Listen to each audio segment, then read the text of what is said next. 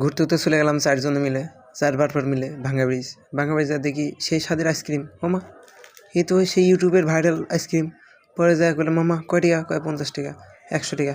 মামা দাও 100 টাকাটাই দাও একটা, খেয়ে দিই কেমন। কইতে মামা আমার হাতে দিয়ে দিল। ওর বাবা। পরে আমি কিছু দেখে পরে মামা এটা কি, নাম কি? কয় স্মোক আইসক্রিম, খাও।